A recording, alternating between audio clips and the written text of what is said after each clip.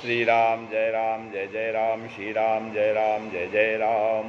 नारायण समारंभां शंकराचार्य मध्यमां अस्मदाचार्य पर्यन्तां वन्दे गुरु परंपरां।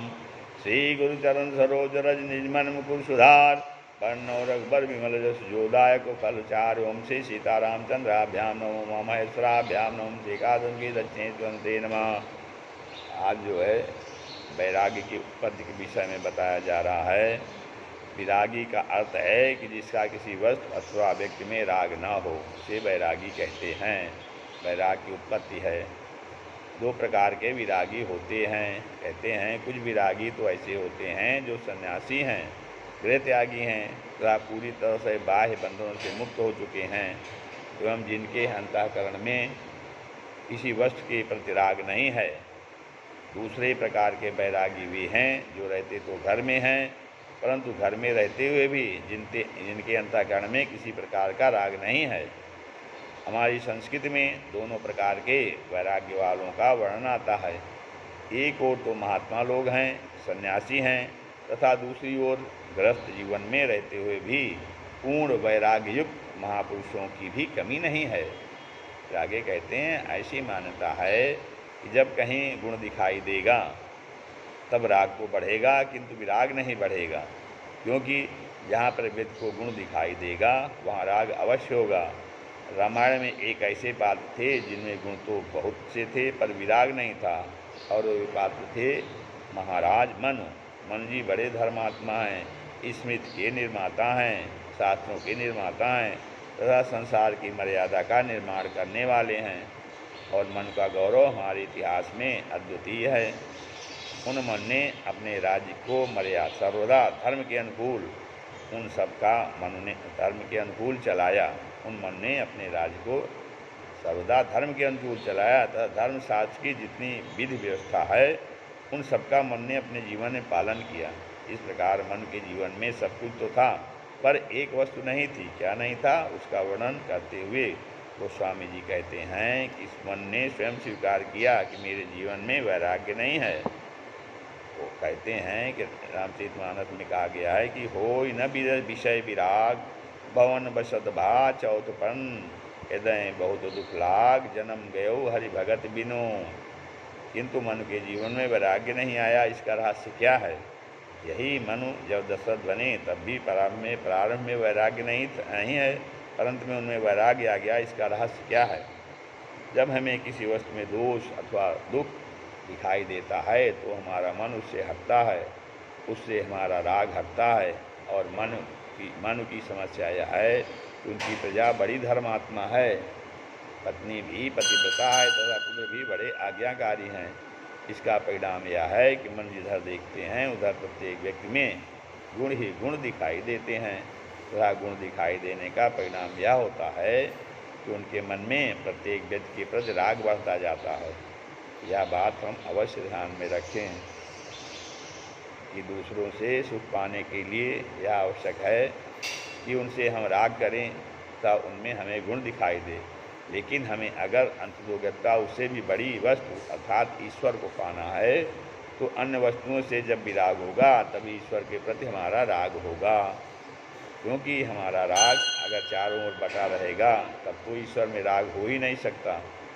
किंतु मन के सामने सबसे बड़ी समस्या यह थी कि उनका राग आज्ञाकारी पुत्र, पतिव्रता पत्नी एवं धर्मात्मा प्रजा में बटा हुआ था, और वैराग्य के अभाव में ही वे वन में गए। वक्ता मनु बड़े चतुर निकले।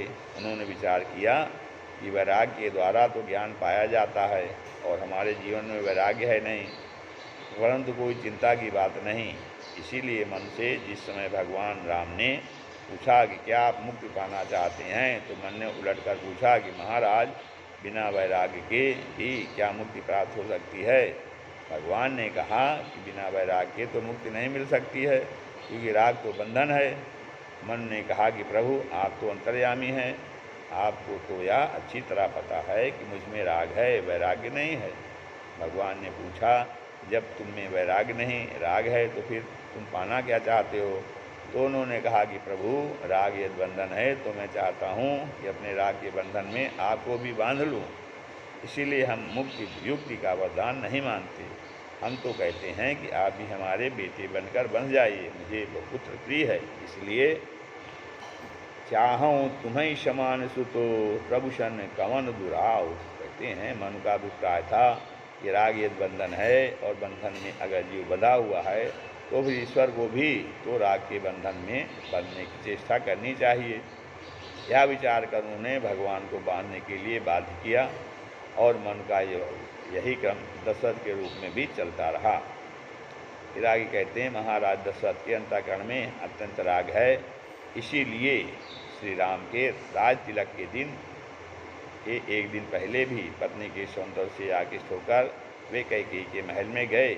वहाँ जाकर उन्होंने कैकेयी की सुंदरता की प्रशंसा करते हुए कहा, बार बार कहा राऊ सुमुख सुलोचन पिक वचनी कारण मोहि सुनाओ गजगामिनी निज को पिकर। कहते हैं महाराज दशरथ ने कैकेयी के स्वभाव और शील की प्रशंसा की और वे कैकेयी जी के भवन में चले जाते हैं क्योंकि उनके व्रत अधिक आसक्ति है। लेकिन अंत में महाराज श्री दशरथ कैकेयी के कैकेयी का परित्याग करके कौशल्या के भवन में चले जाते हैं और साथ साथ कैकेयी से कह देते हैं कि अब तुम मुझे अपना मुँह मत दिखाना। पर यह वैराग्य हुआ कैसे, इसकी पद्धति पर हम आगे विचार करते हैं। कैकेयी जी जब तक सुमुख दिखाई देती रहें, सुलोचनी पिकवचनी एवं गजगामिनी दिखाई देती रहें, तब तक वैराग्य नहीं हुआ।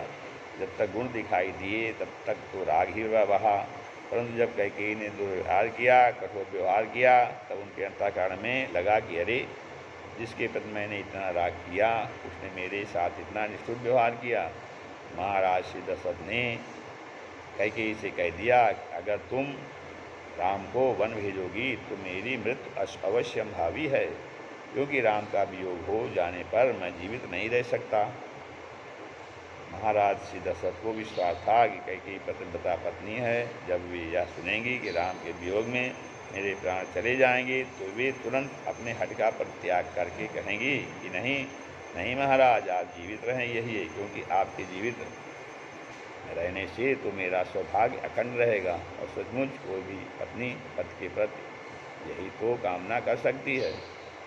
लेकिन कैकेयी जी इतने निष्ठुर हो गए कि उन्होंने महाराज श्री दशरथ से कह दिया कि महाराज, मृत्यु तो दो में से एक की होगी, चाहे आपकी हो या चाहे मेरी, क्योंकि आप कह रहे हैं यदि राम बन जाएंगे तो आपकी मृत्यु होगी, और मैं कहती हूँ कल सवेरा होते ही यदि राम बन नहीं चले गए तो मेरे प्राण चले जाएंगे। होत प्रातु मुनि बेश धरी जो न राम बन जाहि, मोर मरन राउर अजसो निप समुझिए मन माही। कहते हैं एक न एक की मृत्यु अवश्य भावी है। महाराज श्री दशरथ ने कैकेयी की ओर देखकर मानो जानना चाहा कि आप किसकी मृत्यु चाहती हैं।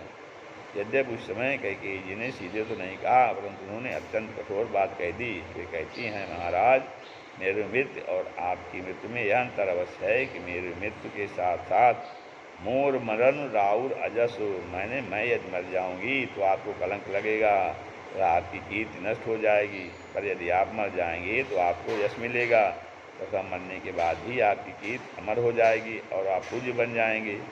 इसलिए मरना आपका ही ठीक है, मेरा मरना ठीक नहीं। इतनी चतुराईपूर्ण भाषा में कितनी कठोर बात कह दी गई कि मेरी मृत्यु के बाद आपको कलंक लगेगा तो कितनी बड़ी हानि होगी। दूसरों को कीर्ति के लिए मरने की प्रेरणा देना, यह बात तो बड़ी अच्छी सी प्रतीत होती है।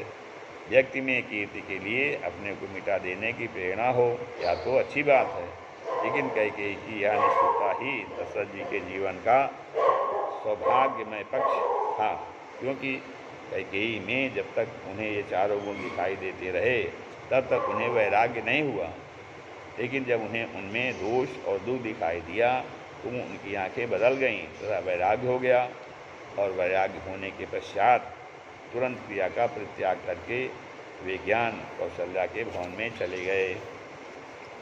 फिर कहते हैं, पहले से कैकेयी से कह बैठे थे, बार बार कहा राव सुमुखी, ये सुंदर मुख वाली, परंतु बाद में जब कैकेयी ने राम के लिए वनवास का वरदान मांगा तब तुलसीदास से पूछा गया कि अब दशरथ जी को सुमुख कैकेयी कैसे लग रहे हैं। तो तुलसीदास जी ने कहा, राम राम, अब भला इन्हें सुमुख कहने का मन होता, बस अब तो त्याग हैं कुमुखो बचन शुभ कैसे, अब यह सुमुखी नहीं अपितु मुखी हैं। तो स्वामी जी का अभिप्राय है कि जिस मुख के द्वारा ईश्वर को देश निकाला दे दिया गया वह तो कुमुखी होगा। महाराज दशरथ कैकेयी के नेत्रों की प्रशंसा करते हुए कहते हैं कि आप बड़े सुंदर नेत्रों वाली हैं, परंतु अब तो उनकी आँखें भूखी बाघिन की आँखों के समान दिखाई दे रही हैं। उतरन दे दुसारी सुरूखी, मृगिन मृगिन चितौ जनु बाघिन भूखी। और जो कैकेयी पहले पिगवचनी कोयल के समान मीठी बोली बोलने वाली दिखाई देती थी, अब उनका एक एक शब्द ऐसा लग रहा है कि जैसे बाज पक्षी पर टूट रहा हो। भूप मनोरथ सुगम भूप सुबग बनो सुख सुबिहंग समाज, दिल्ली ने जिम छाड़न चाहती बचन भयंकर बाज। कहते हैं पहले कैकेयी जी हाथी के समान चाल वाली दिखाई देती थी, परंतु अब गोस्वामी जी ने कहा, हाँ दशरथ जी को ये अब भी दिखाई तो हाथी ही देती हैं, पर अब चाल में हाथी दिखाई नहीं दे रहा। बल्कि दशरथ जी ने तो कह दिया कि कैकेयी मैं तो तुम्हारी चाल के लिए कहता था कि तुम गजगामिनी हो, इन केवल चाल में ही नहीं तुम तो व्यवहार में भी पूरी गज निकली, क्योंकि जैसे हाथी का स्वभाव है वृक्ष को उखाड़ कर फेंक देना, इसी तरह तुमने मेरे मनोरथ के वृक्ष को उखाड़ कर नष्ट कर दिया। मोर मनोरथ सुर तरु फूला, फरत करी निजी में हत्यो समूला। कहते हैं इस प्रकार पहले कैकेयी में जो चारों गुण दिखाई दे रहे थे, जब वे दोष के रूप में परिवर्तित हो गए, तब महाराज श्री दशरथ ने कैकेयी का परित्याग कर दिया तथा उनके अंतःकरण में वैराग्य उत्पन्न हो गया। इसलिए वर्णन आता है कि महाराज श्री दशरथ को अंत में दृढ़ ज्ञान की प्राप्ति होती है। रघुपति प्रथम प्रेम अनुमाना, चितई पीछे पितहि दीन्यो दृढ़ ज्ञाना। इसका सीधा तात्पर्य है कि वैराग्य उत्पत्ति गुण से नहीं दोष से होती है। श्री राम जय राम, जय जय राम, श्री राम जय राम, जय जय राम।